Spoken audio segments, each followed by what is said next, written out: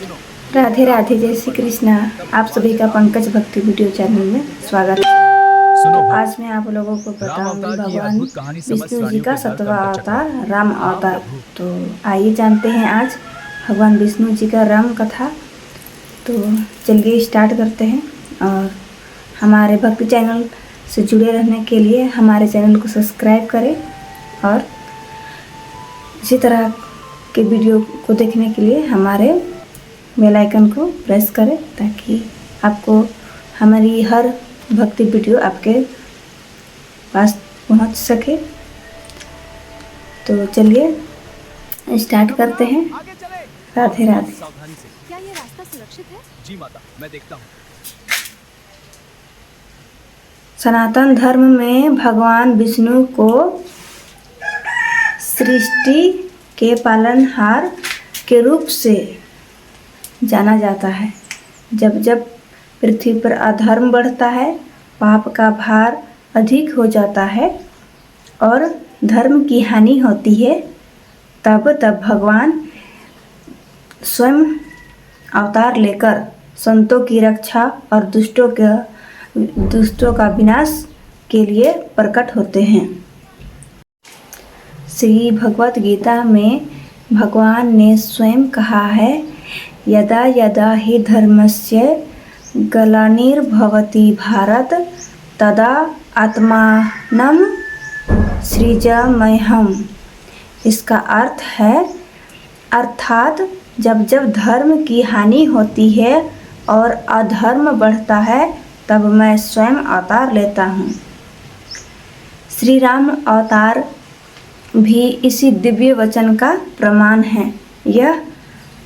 यह अवतार केवल रावण वध के लिए नहीं बल्कि संपूर्ण मानवता को आदर्श जीवन का मार्ग दिखाने के लिए था। राम भगवान जब अवतार लिए थे तो सिर्फ रावण को मारने के लिए वह धरती पर अवतार नहीं लिए थे, वह मानव को धर्म की आदर्श जीवन का मार्ग दिखाने के लिए भी वह धरती पर अवतार लिए थे। आइए विस्तार से समझते हैं कि भगवान विष्णु को श्री राम रूप में अवतार क्यों लेना पड़ा।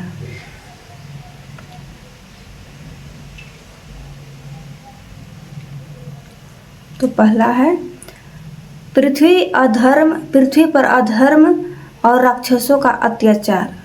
पहला तो है पृथ्वी पर अधर्म और राक्षसों का अत्याचार बढ़ता ही जा रहा था। त्रेता युग में राक्षसों का आतंक अत्यधिक बढ़ गया था। रावण जो लंका का राजा था, अत्यंत बलशाली, विद्वान और शिव भक्त था। उसने कठोर तपस्या कर ब्रह्मा जी से वरदान प्राप्त किया कि देवता, दानव, गंधर्व आदि उससे नहीं मार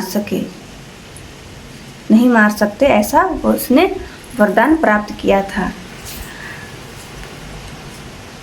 वरदान पाकर रावण अहंकारी हो गया।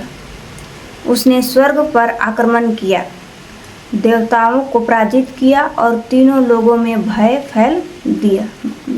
फैला दिया। ऋषि मुनि यज्ञ नहीं कर पाते थे क्योंकि राक्षस यज्ञों को नष्ट कर देते थे। धर्म के मार्ग पर चलने वाले लोग भयभीत थे। त्रेता युग में जब धरती पर राम भगवान अवतार लिए थे, उससे पहले ऋषि मुनि जो यज्ञ करते थे, जो भी मानव थे, वो लोग यज्ञ पूजा करने से डरते थे। उनके मन में भय था और राक्षसों का अत्याचार बढ़ते ही जा रहा था, जिसके कारण से ऋषि मुनि देवता सब कोई भी यज्ञ पूजा नहीं कर पाते थे भय के कारण। पृथ्वी भूदेवी यह अत्याचार सह ना सकी। वे गौ माता का रूप धारण कर ब्रह्मा जी के पास गई और सहायता की प्रार्थना की। और जो धरती माता थी, यह अत्याचार देखकर ब्रह्मा जी के पास गौ माता के रूप में गई और वह सहायता के लिए प्रार्थना करने लगी। राम जी का, अब ये जानते हैं कि राम जी मतलब पृथ्वी पर क्यों अवतार लेते हैं, इसका क्या कारण है। तो इसका दूसरा कारण यह भी है कि देवताओं की प्रार्थना, विष्णु का आश्वासन, मतलब देवता का भी प्रार्थना था इसमें। तो ब्रह्मा जी सभी देवताओं को लेकर क्षीर सागर पहुँचे, जहाँ भगवान विष्णु शीशनाग पर शयन कर रहे थे, और जितने भी देवी देवता थे उसे ब्रह्मा जी ने क्षीर सागर पे ले पहुँचे, जहाँ भगवान विष्णु जी विश्राम कर रहे थे, शयन कर रहे थे शीशनाग के ऊपर। तो देवताओं ने स्तुति की, प्रार्थना किया कि वे पृथ्वी पर हल्का, मतलब पृथ्वी का भार हल्का करें। तब भगवान विष्णु ने आश्वासन दिया कि वे अयोध्या के राजा दशरथ के यहाँ पुत्र के रूप में जन्म लेंगे और रावण का अंत करेंगे। तो यह भगवान जी ने सभी देवी देवताओं को कहा। उसके बाद में ये जानते हैं कि रावण का अहंकार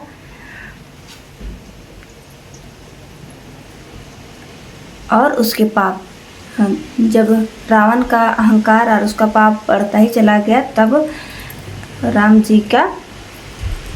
जी अवतार मतलब लेते हैं और धरती पर आते हैं और उसका वध करते हैं। तो आइए जानते हैं कि किस तरह से राम भगवान रावण का वध करते हैं। तो रावण केवल बलशाली ही नहीं बल्कि महान विद्वान भी था। उसने वेद शास्त्रों का ज्ञान प्राप्त किया था, परंतु ज्ञान के साथ जब अहंकार जुड़ जाए तो वही विनाश का कारण बन जाता है।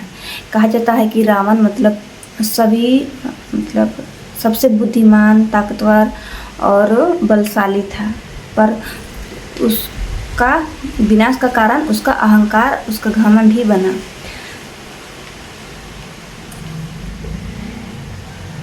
रावण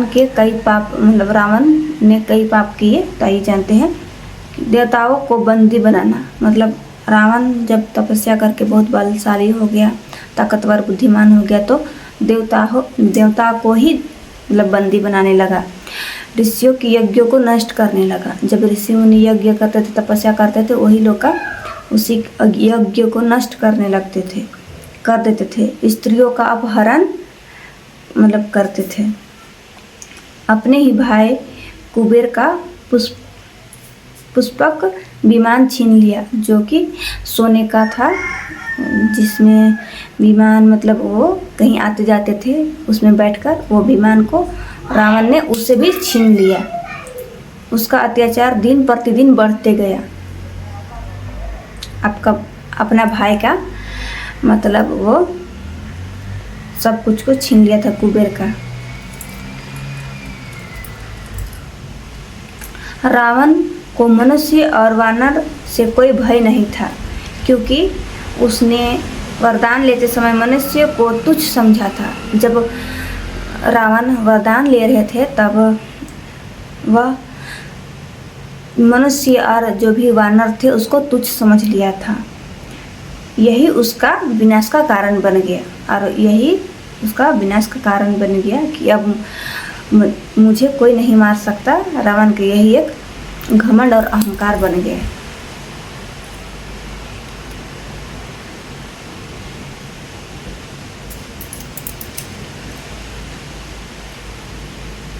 दशरथ और पुत्रेष्ठि यज्ञ। अब आइए जानते हैं दशरथ और पुत्रेष्ठि यज्ञ ये क्या है। हम भी नहीं जानते, पर अब इसी से जानेंगे, आगे पढ़ के आप लोग को बताएंगे। अयोध्या के राजा दशरथ सनातनहीन थे। उन्होंने गुरु वशिष्ठ की सलाह पर ऋषि श्रृंग द्वारा पुत्र यज्ञ कराया। यज्ञ से प्राप्त दिव्य खीर को 3 रानियों में बांट गया। यानी जब राजा दशरथ विवाह के तो उनके कोई पुत्र या पुत्री नहीं थे, तो उसके लिए उसने पुत्रेष्ठि यज्ञ किया। मतलब करवाया, जिससे उन्हें उस यज्ञ से दिव्य खीर प्राप्त हुई, जो कि उसकी 3 रानियाँ थी, उन्हें तीनों रानियाँ में बांट दिया गया। समय आने पर भगवान विष्णु ने 4 भागों में अवतार लिया। फिर वही जो विष्णु भगवान थे, फिर समय आने पर 4 भागों में अवतार लिया। पहला है कौशल्या से राम, मतलब कौशल्या से राम का अवतार लिए, और कैकेयी से भरत का अवतार लिए, और सुमित्रा से लक्ष्मण और शत्रुघ्न का अवतार लिए। राम स्वयं विष्णु के मुख्य अंश थे, और जो राम अवतार लिए थे कि मतलब कौशल्या से, वो स्वयं विष्णु का मुख्य अंश ही था। तो आज ये फर्स्ट पार्ट है, तो ज़्यादा वीडियो लंबा ना हो बोल के मैं इसे इतना ही, मतलब इस वीडियो को ज़्यादा लंबा ना करते हुए इस वीडियो को यहीं पे समाप्त करती हूँ। और नेक्स्ट वीडियो मतलब रामायण का नेक्स्ट भाग पार्ट 2 में मैं बताऊंगी कि कैसे श्री राम अवतार का गहरा उद्देश्य क्या था, कि राम अवतार लेने का कारण क्या था, गहरा उद्देश्य क्या था, उसको जानेंगे। तो फर्स्ट पार्ट के लिए इतना ही, रामायण के लिए। तो मिलते हैं फिर नेक्स्ट वीडियो में। तो सभी को राधे राधे, जय श्री कृष्ण। आगे की कहानी को सेकेंड पार्ट में जानेंगे। तो आज के लिए इतना ही, धन्यवाद, राधे राधे।